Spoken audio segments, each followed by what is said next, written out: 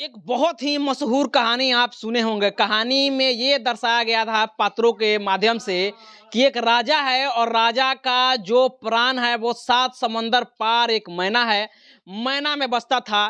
ठीक उसी प्रकार जो है वो ये कहानी लागू होता है भारत के जो है वो सरकार चलाने वाले वर्तमान में बीजेपी सरकार जो है वो नरेंद्र मोदी, खास करके नरेंद्र मोदी को कहा जाता है कि नरेंद्र मोदी का जो प्राण है वो राजा की तरह है। ईवीएम में बनता है और ईवीएम में बैठता है। जब तक ईवीएम रहेगा तब तक नरेंद्र मोदी इस देश से जाने वाले नहीं हैं, चाहे आप कुछ भी कर लीजिए। ठीक उसी को लेकर के लगातार जो है वो दिल्ली के जंतर मंतर पर ईवीएम हटाने के लिए प्रोटेस्ट हो रहा है, आंदोलन हो रहा है। पिछले हफ्ते आप कुछ ही दिन पहले आप देखे होंगे कि बामन मेश्राम जो है वो आंदोलन कर रहे हैं और सारे विपक्षी लीडर 28 दलों के विपक्षी लीडर को आह्वान किया था कि आप दिल्ली के जंतर मंतर पर आइए और ईवीएम को हटाने के लिए हमारा समर्थन दीजिए।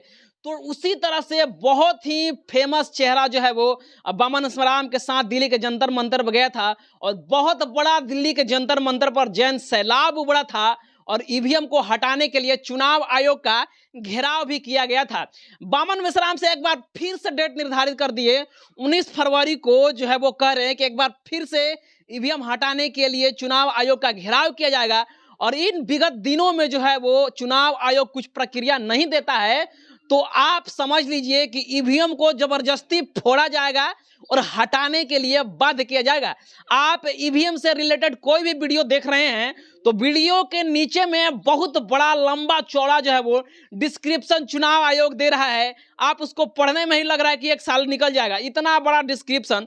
वो ये साबित करना चाहता है कि देखिए ईवीएम जो है वो बहुत ही बढ़िया है, इसमें कोई टेम्परिंग नहीं होता है, कोई छेड़छाड़ नहीं होता है। आप लोग विश्वास कीजिए और ईवीएम से ही चुनाव करवाइए। लेकिन तमाम साइंटिस्ट और सोशल एक्टिविस्टों का कहना है कि ईवीएम कितना भी बेहतर हो, कोई भी सामान जो इलेक्ट्रॉनिक से बनता है, कोई भी सामान जो जिसमें जो है वो इलेक्ट्रॉनिक यूज होता है, वो किसी न किसी प्रकार से टेम्पर हो ही सकता है, किसी न किसी प्रकार से उसमें छेड़छाड़ हो ही सकता है। अगर आप आसमान में सैटेलाइट भेजते हैं धरती से तो उसको आप रिमोट कंट्रोल से कंट्रोल कर सकते हैं, तो फिर ईवीएम कौन सी बड़ी बात है, ईवीएम को भी तो जो है वो कंट्रोल किया जा सकता है। ये तर्क मेरा नहीं बल्कि बामन मेश्राम और बहुत ही मशहूर साइंटिस्ट, तमाम साइंटिस्टों का है, तमाम सोशल एक्टिविस्टों का है, जो ये हवाला दे रहे हैं कि ईवीएम जो है वो भारतीय लोकतंत्र को खराब करने के लिए, नस्तानाबूद करने के लिए, मटिया मेट करने के लिए ये बहुत ही कारगर साबित होगा और लोकतंत्र को खत्म होने में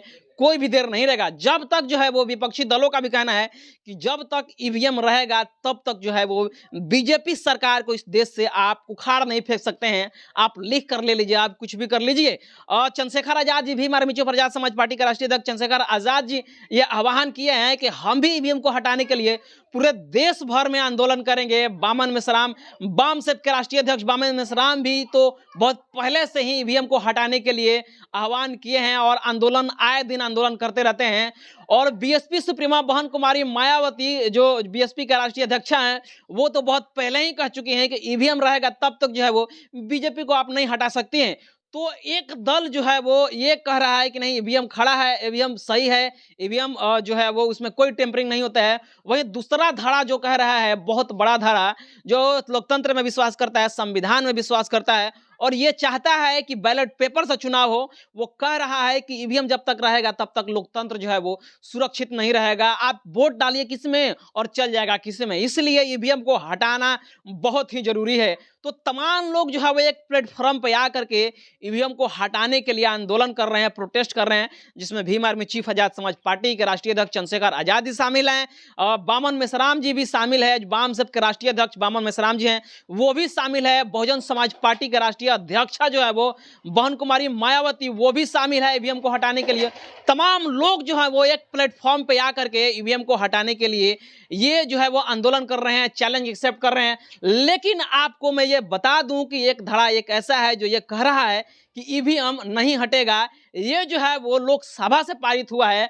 अगर आप ईवीएम हटाना चाहते हैं तो आप बहुमत लाइए और लोकसभा से पारित होइए। लेकिन एक धड़ा ये कह रहा है कि लोकसभा जो है वो नेताओं का अड्डा है। अगर लोगों का अड्डा जो है वो सड़क है और सड़क पर इतना ना जन सैलाब उतार दीजिए, इतना ना ईवीएम के खिलाफ साक्ष्य जुटा लीजिए कि इलेक्शन कमीशन भी और सुप्रीम कोर्ट भी और तमाम देश के जनता भी ये सुनिश्चित करे कि ईवीएम जो है वो हटेगा। जब तक ईवीएम नहीं हटेगा तब तक हम लोग प्रोटेस्ट करते रहेंगे, और ईवीएम नहीं हटेगा तो हम तमाम विपक्षी लोग जो हैं वो चुनाव ही नहीं कराएंगे। इसलिए तमाम बातों को देखते हुए तमाम नेता जो हैं वो इस बात पर आए हुए हैं कि ईवीएम को हटाना अति आवश्यक है, और उसी को लेकर के, उसी के रिगार्डिंग में दिल्ली के जंतर मंतर पर 19 फरवरी को ईवीएम हटाओ प्रोटेस्ट किया जाएगा, और जो है वो चुनाव आयोग का घेराव भी किया जाएगा। फिलहाल इस खबर को आप किस प्रकार से देख रहे हैं, प्रतिक्रिया दीजिए नीचे कमेंट बॉक्स में।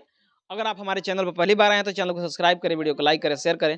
पेज पर देख रहे हैं तो पेज को लाइक करें, फॉलो करें।